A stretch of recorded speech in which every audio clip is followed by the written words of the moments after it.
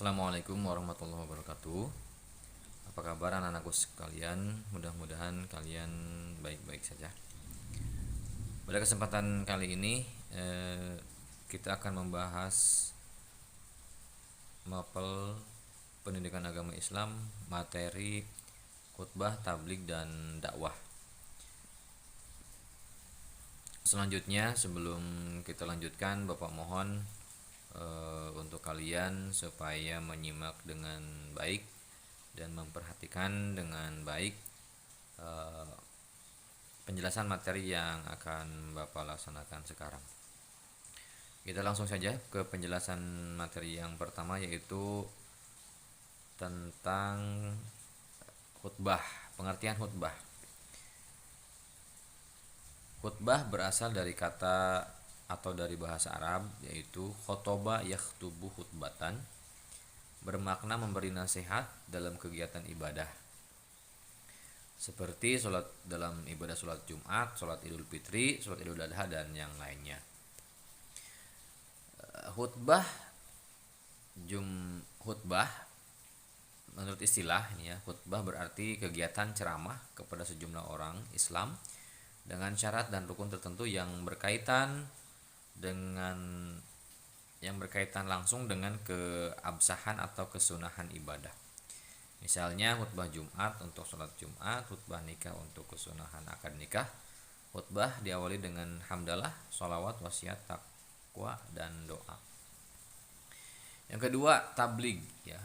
Pengertian tabligh menurut bahasa ini yang berasal dari bahasa Arab juga, yaitu berasal dari kata balago yubaligu tabligon, yang artinya menyampaikan, memberitahukan dengan lisan.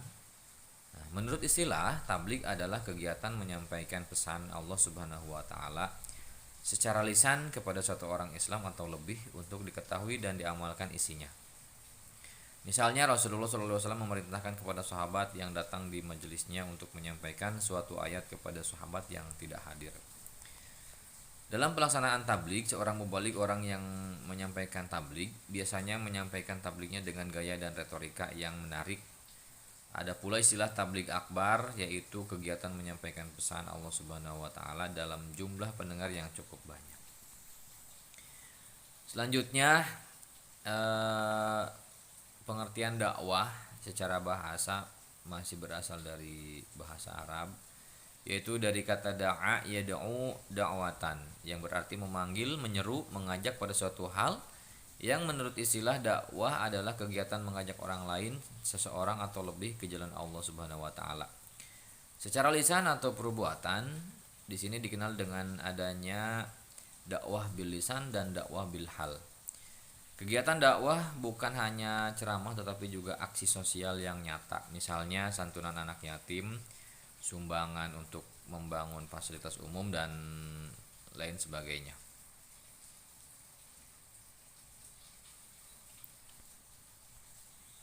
Selanjutnya,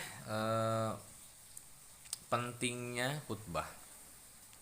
Sebagaimana dijelaskan di atas bahwa khutbah termasuk aktivitas ibadah, oleh karena itu khutbah tidak bisa ditinggalkan karena akan membatalkan rangkaian aktivitas ibadah. Contoh, apabila sholat Jumat tidak ada khutbahnya, sholat Jumatnya tidak sah.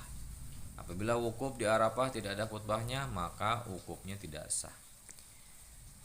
Selanjutnya, khutbah memiliki kedudukan yang agung dalam syariat Islam, sehingga sepantasnya seorang khatib melaksanakan tugasnya dengan sebaik-baiknya. Hal-hal berikut yang seharusnya dimiliki oleh seorang khatib. Yang pertama, seorang khatib harus memahami akidah yang sahih sehingga dia tidak sesat dan menyesatkan. Yang kedua, seorang khutbah harus memahami fikih sehingga mampu membimbing manusia dengan cahaya syariat menuju jalan yang lurus. Yang berikutnya, seorang khatib harus memperhatikan keadaan masyarakat, kemudian mengingatkan mereka dari penyimpangan-penyimpangan dan mendorong kepada ketaatan. Seorang khatib sepantasnya juga seorang yang solih, mengamalkan ilmunya, tidak melanggar larangan, sehingga akan memberikan pengaruh kebaikan kepada para pendengar. Yang berikutnya adalah pentingnya tabligh. Salah satu sifat wajib bagi Rasul adalah tabligh, yakni menyampaikan wahyu dari Allah Subhanahu wa taala kepada umatnya semasa Nabi Muhammad SAW hidup, seluruh waktunya dihabiskan untuk menyampaikan wahyu kepada umatnya. Setelah Rasulullah wafat, kebiasaan ini dilanjutkan oleh para sahabatnya, para tabi'in, sahabat Nabi, dan tabi'in pengikut sahabat Nabi. Selanjutnya pentingnya dakwah. Salah satu kewajiban umat Islam adalah berdakwah. Sebagian ulama ada yang menyebut berdakwah itu hukumnya fardu kifayah, kewajiban kolektif, dan ada juga yang menyatakan fardu ain. Rasulullah SAW selalu mengajarkan agar seorang muslim selalu menyeru pada jalan kebaikan dengan cara-cara yang baik. Setiap dakwah hendaknya bertujuan untuk mewujudkan kebahagiaan dan kesejahteraan hidup di dunia dan di akhirat. Setelah itu dengan berdakwah kita akan mendapat ridho dari Allah Subhanahu wa taala. Nabi Muhammad SAW mencontohkan dakwah kepada umatnya melalui lisan, tulisan, dan perbuatan. Rasul memulai dakwahnya kepada istri, keluarga, dan teman-teman karibnya, sehingga raja-raja yang berkuasa pada saat itu.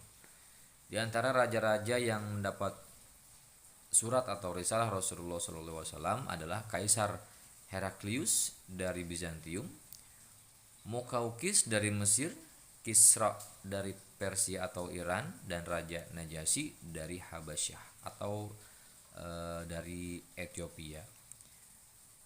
Selanjutnya ini ada ketentuan dari ketiga pembahasan yang tadi. Yang pertama ketentuan khutbah. Syarat khotib yaitu orang Islam sudah baligh, berakal sehat, dan mengetahui ilmu agama. Selanjutnya syarat dua khutbah. Yang pertama khutbah dilaksanakan sesudah masuk waktu zuhur.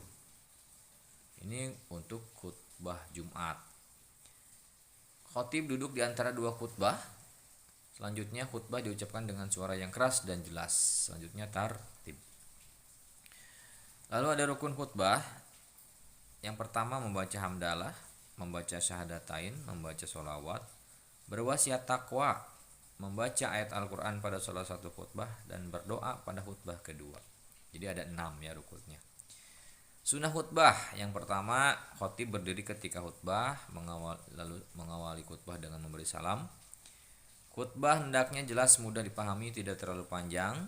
Khatib menghadap jemaah ketika khutbah, menertibkan rukun khutbah, membaca surat Al-Ikhlas ketika duduk di antara khutbah. Jadi sunnahnya ada 6 juga.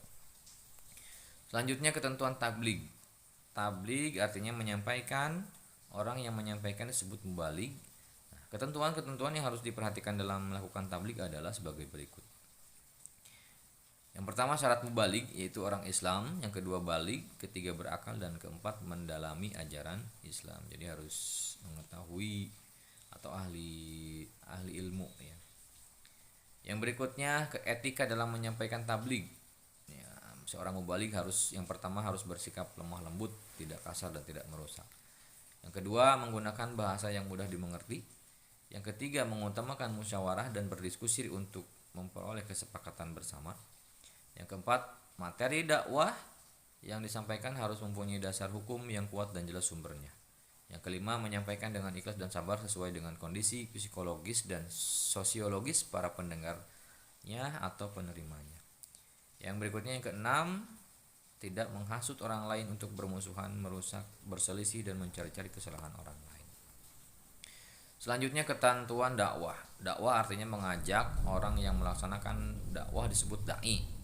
Ada 2 cara berdakwah, yaitu dengan lisan atau dakwah bil lisan, dan dengan perbuatan atau dakwah bil hal. Ketentuan-ketentuan yang harus diperhatikan dalam berdakwah adalah seperti berikut. Syarat seorang dai. Yang pertama adalah Islam, sudah baligh, berakal, dan mendalami ajaran Islam. Nah, itu mungkin penjelasan pada kesempatan kali ini tentang khutbah, tabligh, dan dakwah. Mudah-mudahan bisa dipahami dan dimengerti oleh kalian semua. Mungkin itu saja yang dapat Bapak sampaikan, kurang lebihnya mohon maaf. Ditutup billahi taufiq wal hidayah. Wassalamualaikum warahmatullahi wabarakatuh.